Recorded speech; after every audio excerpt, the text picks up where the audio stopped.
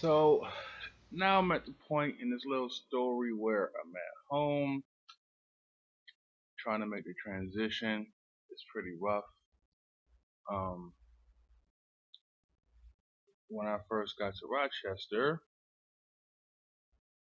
I told everybody I was coming back when I was still living in Colorado Springs, and people were like, "Oh yeah, we'll be happy to have you back, and we'll hang out."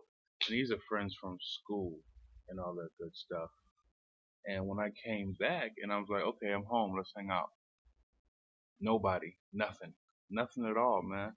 I only had one good friend to hang out with, and that was Silas. Um, at the same time, there was somebody who I was in a relationship with, in love with, back in Colorado, and we had broke up. Pretty much became two separate people. You know what I'm saying? Like being in the army, I matured a little bit faster. Going to Iraq as a 19-year-old had me mature a little bit faster also. And that's another reason why some of the people that I could have hung out with when I got back to Rochester, I didn't. Because you outgrow a lot of that stuff, man. I mean, a lot of problems in the black community anyway is trying to prove how hood you are, hanging on the block, all this stupid shit that don't mean nothing to nobody except for the people in the hood. That don't mean shit to nobody else outside the hood, how hood you are, what set you from, all that. So, kinda outgrew all that shit. And when I got home, saw I was around, so I said, fuck it. Didn't want to be around it. So now, started drinking all the time, and that's how I cope. Just trying to um, avoid reality as much as possible. That meant being drunk as much as possible because if you ever heard one of my speeches, I say I went from hero to zero real fast. And I didn't even do nothing wrong. I'm thinking to myself, damn, what did I do wrong?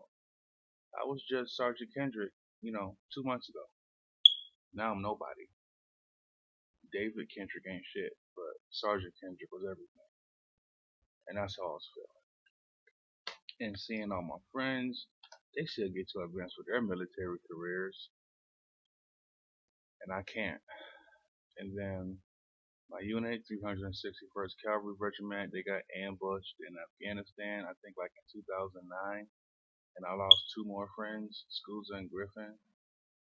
So once again, I'm on the sideline watching my friends die and shit like that. And it wasn't a good feeling at all. Not a good feeling. So that's the point where I'm at now in these videos. I'm at home.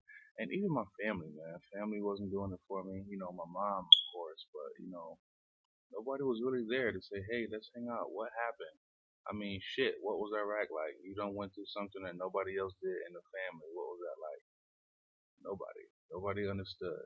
You know what I'm saying? So the coping mechanism for me was to drink, drink, drink, drink, drink, drink. Try to be inebriated as much as possible, and that's what y'all seeing now. Um, that's it. I'm gonna load up some of these EMDR videos and keep this thing going. And I'll holler at y'all later.